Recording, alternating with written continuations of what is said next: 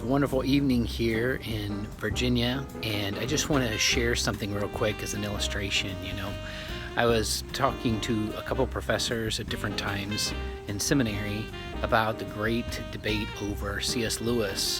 One of them contended that C.S. Lewis wrote one of the best philosophical books of all time for Christians, and the other one claimed that C.S. Lewis really wasn't among the dons, so to speak, of Oxford, and one of them did attend Oxford, and so they knew exactly.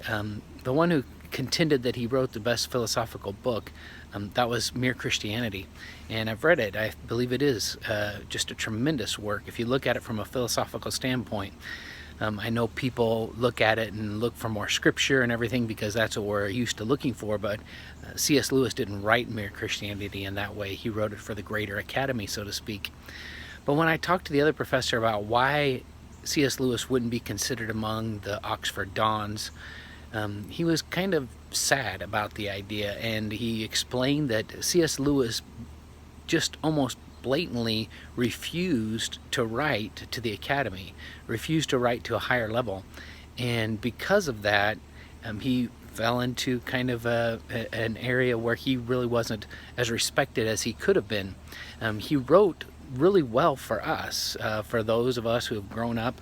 Many of us read the Chronicles of Narnia, maybe the Space Trilogy, Screwtape Letters, a lot of his wonderful works, but he wrote in the common tongue, so to speak, and he spoke to the common tongue. He spoke to crowds of people that could understand him quite well.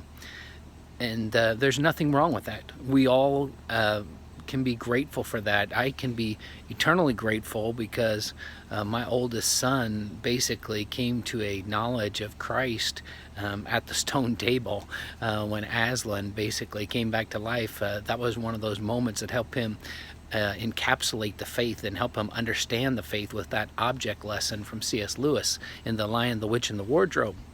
So there are many stories like that that you can think of, but why didn't C.S. Lewis write to the Academy as well?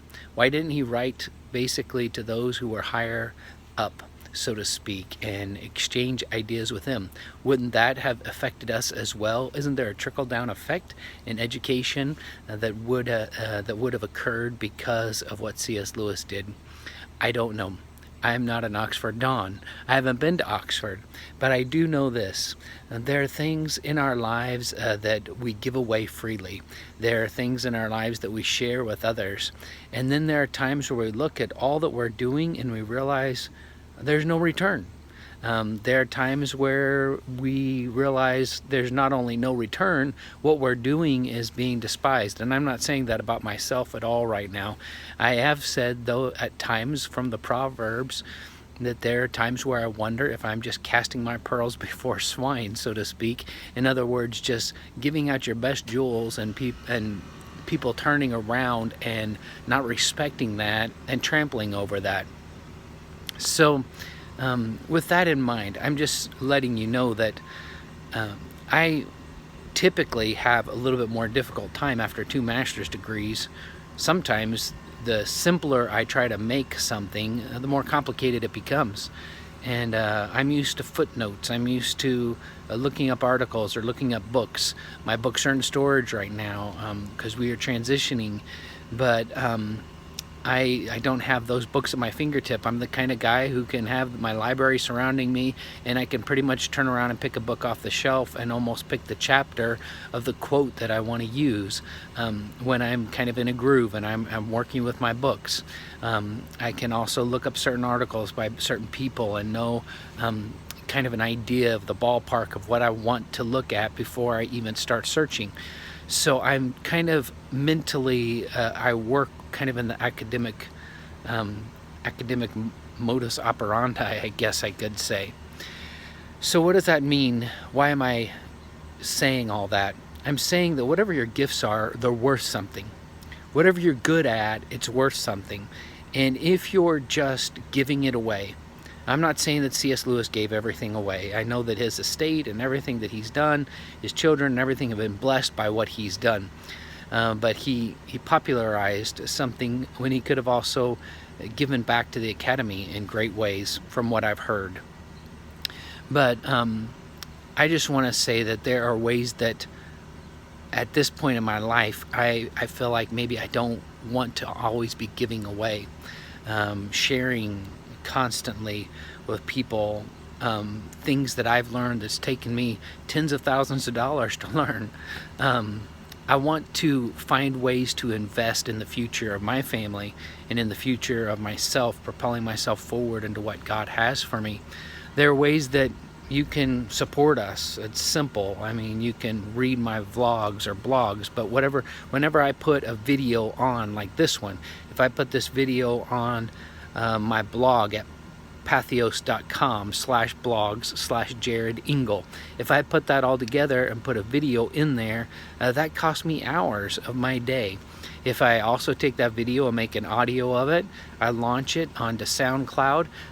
That is a shorter process, but that also gets the word out on SoundCloud, iTunes, and Spotify. So there's SoundCloud, iTunes, and Spotify. So there's 3 podcasting platforms that it's available on, and I always make it free. I make it free to download as well. And you can use, of course, the blog material if you like. It is academic quality blog material. And there's other things that we do. I mean, I can post in this video a way that you could sign up for my email list, so that every time I post an article, which is usually twice a week, you can actually receive that directly to your email from me.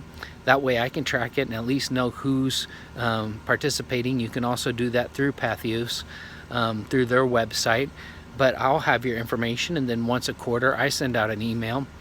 But the more hits on that blog site, the better. I actually do get paid from time to time for that. So those are some of the basic ways to support what we're doing here. There are other ways to support us as well. And but I just wanted to say, not just about me in particular supporting me, I just wanted to say, with things like what C.S. Lewis did, like that professor talked to me. He didn't just give me the facts. He seemed to be grieved, thinking that C.S. Lewis could have done more by just offering some bits and pieces of his genius to the academy as well, and not basically refusing to participate in those higher dialogues that he could have been so effective in. And like the other professor said, there's hardly a Christian book in philosophy that crosses the barrier better for Christians than Mere Christianity by C.S. Lewis. So I just want to encourage you tonight, don't just give away the gifts that you have, and be careful who you give those gifts to. Certainly there may be times in your life where you're casting your pearl before swine, and you really don't want to do that. You want to fish and be fishers of men, and you want to do so appropriately, and you want to use the right bait, and also you want to have a return for what you've done. So with all that, I'm just going to sign off for the evening. God bless.